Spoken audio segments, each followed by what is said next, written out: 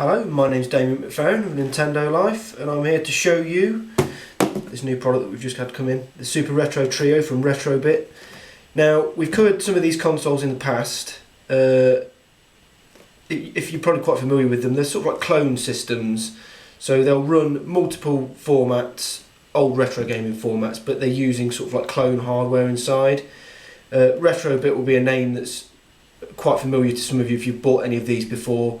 It's Hyperkin, Retrobit, they're the big players in this area. So the Super Retro Trio runs NES, SNES and Genesis or Mega Drive if you're in your cartridges. It will also run Game Boy Advance cartridges as well, but you have to buy a Super Retro Advance adapter, which we will be reviewing separately in another video. What you get with the machine, you get the actual console itself, you get 2 controllers, both of which we'll have a look at in a bit. You also get ports on the front that allow you to plug in the original controllers for your old consoles. You get a power supply and you get AV cables. So move that out of the way. So this is the actual system itself. As you can see, it's quite lightweight. It's not made of the best plastic, but it's pretty solid at the end of the day. It's not going to get, you know, you're paying basically $70. It's $69.99 for this. So you shouldn't really expect kind of premium quality, but that's good. It's good enough. Machine. The controllers are a pretty good match for the old SNES pads. That's obviously what they're designed to be like. I was really surprised by these actually. The build quality is actually really good. It's not quite as good as the original, well, we've got a Famicom on here, but it's the same, the original SNES pad, but it's pretty close considering, you know, it is a clone system. The D-pad is really good. That's quite a close match. I actually think it's better than the one on the Super Famicom pad, which is sort of a bit spongy. But the buttons are a little bit clicky, but for a clone pad, it's perfectly acceptable. That connects via the sort of Genesis pin, the old 9-pin jack, rather than the standard SNES one. So obviously they couldn't, the cost of replicating this would probably have been too much. They've just gone with the standard. That was a standard connection that you see in a lot of old retro consoles like the Ataris and the sort of personal computers use the old 9-pin jack, so that's what they've used for that. You also get around the back, connectivity wise, we've got standard AV, S-Video. Now this is probably going to be a bit of a sticking point. A lot of people know the Hyperkin Retro 5 is going to be outputting via HDMI, whereas this is outputting just by, you know, S-Video and AV. They're not the best connections ever. But having said that, they're probably going to give you a better picture than if you bought a SNES or a Genesis or a NES now. I mean, the NES obviously outputted in AV, and the quality won't be as good as this. The quality of it is actually pretty good. It's, you know, compared to the original hardware, the real sticking point is the competition. The Retron 5 is going to have HDMI, which will be a clearer picture, but it's perfectly acceptable. We'll have a look at the video quality in a bit in another part of the video. So yeah, that's pretty good. You also get, obviously with it, you get S-Video and AV cables to go with it. You also get the power supply, obviously. Now, because we're from the UK, the good thing is, obviously, the power supply we get won't work because it's a 2-pin American supply. But you'll find a lot of things you buy these days, like set-top boxes or things to do with, you know, appliances around the house. They come with what is now almost a standard 5-volt, and the connectors are all standard as well. They're all kind of like a standard connection. This I actually got with, I think I got it with like a wireless router, which I don't use anymore, and that will actually power this. Plugs in fine, 5-volt on there, so it's standardised power. So if you are thinking of ordering one of these from the UK, if you get one of these, I mean they call it a switching AC/DC adapter, you can get these off eBay. If you haven't got one already, that will let you run this in the UK, so we run it without any problems here in the UK. So another thing we'll look at is connecting these pads up. You can see SNES goes in there. We've got a Mega Drive pad here, which, as again I say, uses the 9-pin, which is the same as Hyperkin's one. Sorry, not Hyperkin's, Retro Bits. That plugs in there.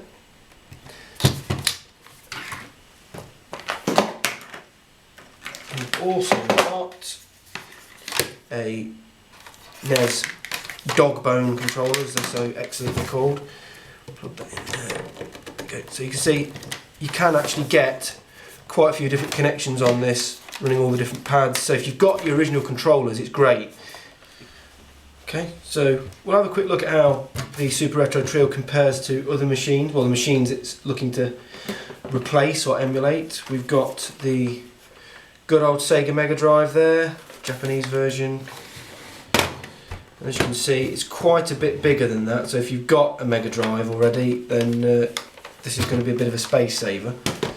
Compared to the SNES, or Super Famicom, as we've got here, it's actually about the same size. And obviously I think they've kind of gone for a Famicom kind of sort of form factor with this. If you put like one on top of the other, it's, you know, it's taken up roughly the same size there. And obviously it doesn't emulate this machine, but I'll have a quick look at how it compares to possibly the best looking console of all time, the PC Engine. Obviously that's quite a lot smaller than that, but then again no one's ever managed to make one that's as small as that. That's the best design console ever. So next up we'll see how the games actually fit into this thing. So we've got NES, SNES games there. We've also got Mega Drive games, a Japanese Mega Drive game, and a PAL Mega Drive game, or well, it's the same shape as the Genesis cartridges. So see that all slots in very nicely. The Genesis or Mega Drive port does feel quite tight on that one, and it's quite difficult to get these out as well. The SNES and the NES ones aren't quite as bad, but the Genesis one is definitely a bit tight. Now, when I first looked at this, I looked at the slot and I thought, oh, you know, is this, as you can see, it's shaped like the Genesis cartridge. I thought, does this mean we're not going to be able to play Japanese cartridges? But thankfully, they've made it wide enough for Japanese games to fit in with no problem. And when you're actually playing the system, we'll see in a minute when we actually put it up through the telly, you've got this multi-switch here which basically selects which system you want to play, and these LEDs will actually light up depending on which system you're actually playing, which is quite cool. So another thing that we wanted to test, which we'll have a look at again in a minute, is it also allows you to run the Super Game Boy without any problems. So obviously you can put Game Boy cartridges in there and then run Game Boy games if you've got, I mean, you can pick these up for nothing. Obviously, what we've got here, I haven't got any American SNES cartridges to hand, but we're obviously using the PAL cartridges, which are the same shape as the Super Famicom cartridges as well. So, but as you can see, it's shaped like the US cartridge slot, so you're not going to have any trouble using US games, US Super Game Boy, anything like that. So just obviously we're just using the PAL ones, which is great. You know, it fits everything fine. The one thing that is a bit of a shame, and this is something that they couldn't really do anything about, is the fact that you can't run Famicom games on this. That's because Famicom games use a completely different cartridge connector on the bottom, so you can't actually fit them into here. You'd have to buy some kind of adapter. Famicom games have a smaller connector, so that would have been nice. I think the Retron 5 from Hyperkin does run Famicom games. That's got two different slots. I think it does. I'm not entirely sure, but that would have been a nice touch. But I'm sure most of you got mostly NES games anyway. There won't be a lot of people out there that have got a massive collection of Famicom games that aren't me, basically. So you know, it's still a pretty good setup. So here we're going to have a closer look at the cartridge select switch on the front, which we mentioned earlier. It's got three settings. So you've got Genesis, which is the first one, which has got blue LED, SNES, which is the second one, and that's got a red LED, and then there's NES, which has got a green LED, and then that basically allows you to pick which of the cartridge slots is active at any one time. And then if we go down to the front, we've got this toggles like controller options relating to the 3 controller types, and then we've got a region switch there as well, which toggles between NTSC, PAL, NTSC Japan, and then you've got a better look there at all the ports on the front there. So it's a well-stocked machine in terms of like connection options there. If you've got any old pads lying around, chances are you're going to be able to use them on this.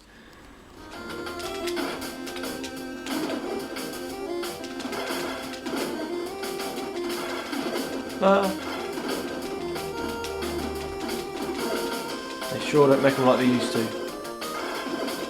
Where's the super guide?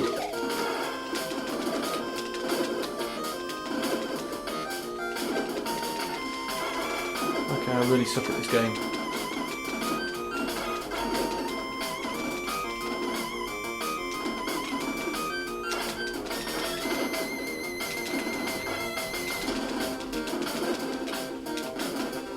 So here we've got Mario Kart, which is the only game that we've tested which seems to have some issues with the Super Retro Trio. As you can see on there, Yoshi's sprite and Toad sprite have got kind of like a little bit of corruption on them. So, and there's also other issues when we actually get in there. Now, you can see on there there's like lines on the screen just above where it says Nintendo. That's nothing to do, I should mention that is nothing to do with the actual console itself. That's my telly. My daughter decided to use it as target practice for a wooden blocks, so that's actually dead pixels. It's not anything to do with the machine itself. Now, Mario Kart is one of the games that uses the DSP, digital signal processor chip, which could be the root cause of some of the issues here. Now, it looks fine from here, but you will notice that there is, there, you see it, it's like flickering on the screen. I don't know whether that's picking up on the camera, but it does flicker. It's still perfectly playable. It doesn't stop it, doesn't affect performance in terms of like in playing it. It's just a little bit annoying. So I can only imagine that is something to do with the console itself, the clone hardware inside. Because I've tried blowing on the cartridge contacts. Oh, I'm not even concentrating what I'm doing. I've tried blowing on the cartridge contacts, cleaning the cartridge. It's not done any good. So that's obviously something to do with the machine itself. As we said, it's worth bearing in mind that clone hardware is never going to be 100% compatible with every single game. There are going to be games it's not going to be compatible with.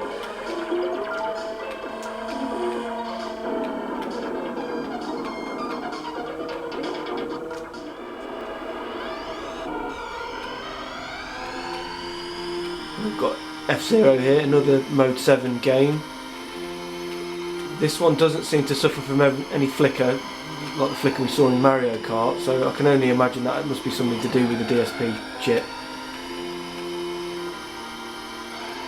As you can see, this runs absolutely fine. No problems here.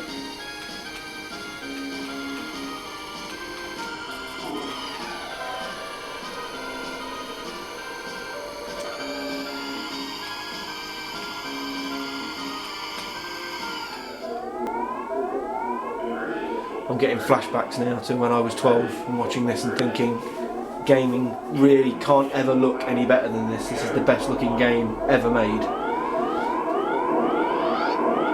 It still looks pretty good.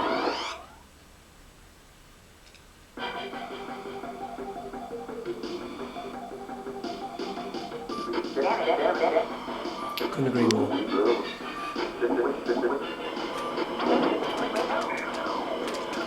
Is there any problems? As you can see.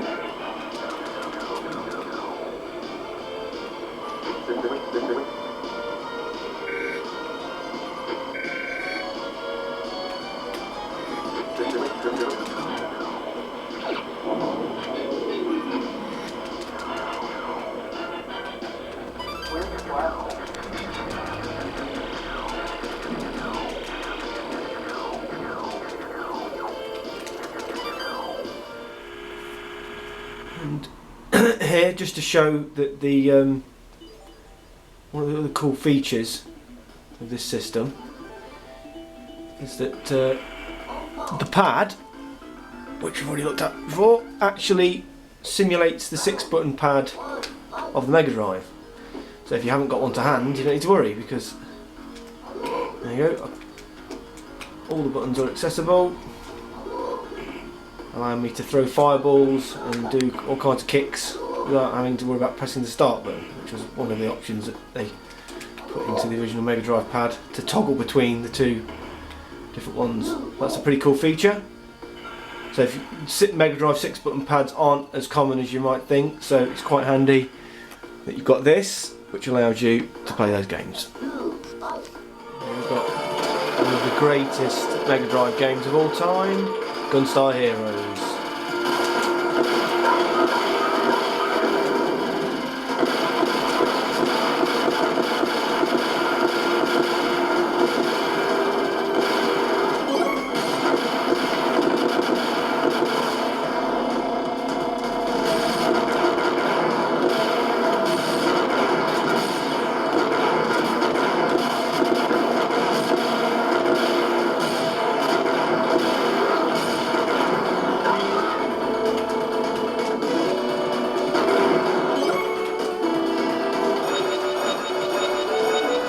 Worth mentioning that you might see there's like a sort of like streaky line effect on this. That's actually because I'm running it through, that was S-Video.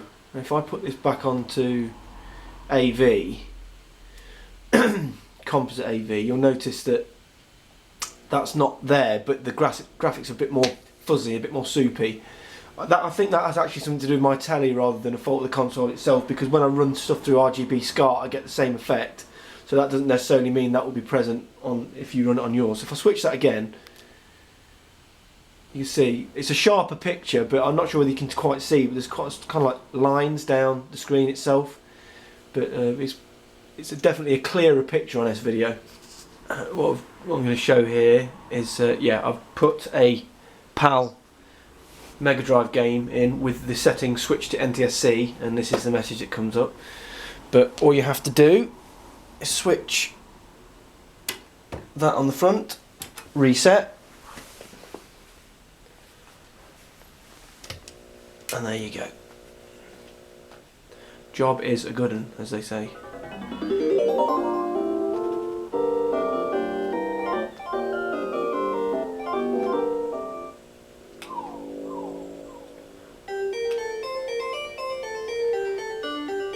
And it plays fine.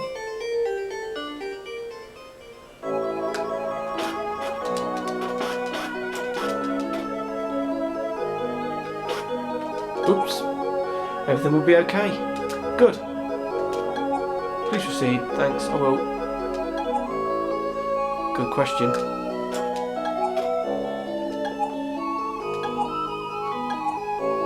Yeah, it is.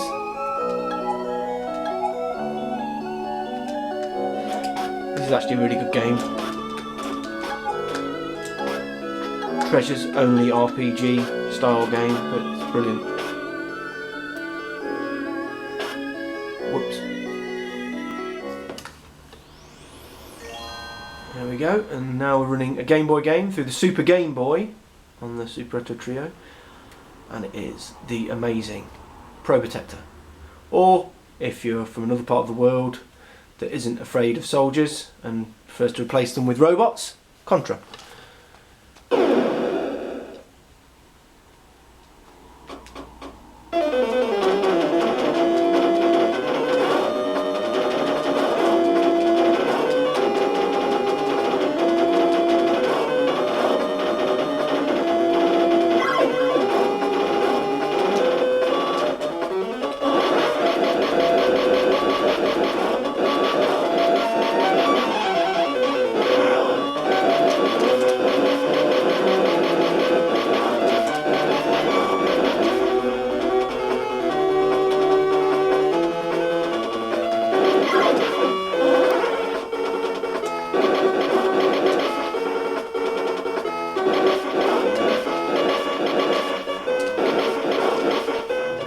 So what we've got here now is the Super Retro Advance adapter, which we mentioned earlier in the video.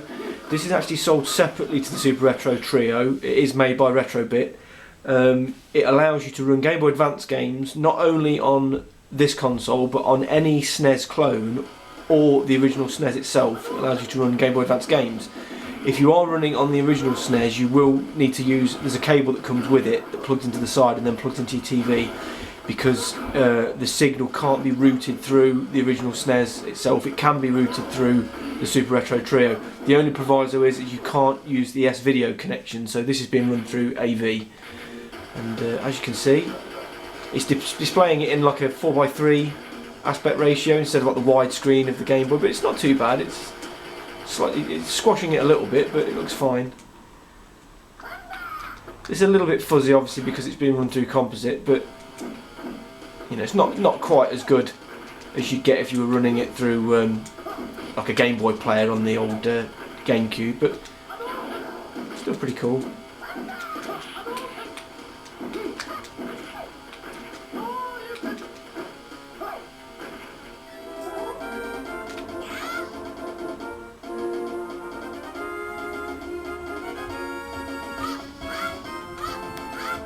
This is another game running through the Super Retro Advance adapter. I'm sure this game needs absolutely no introduction whatsoever.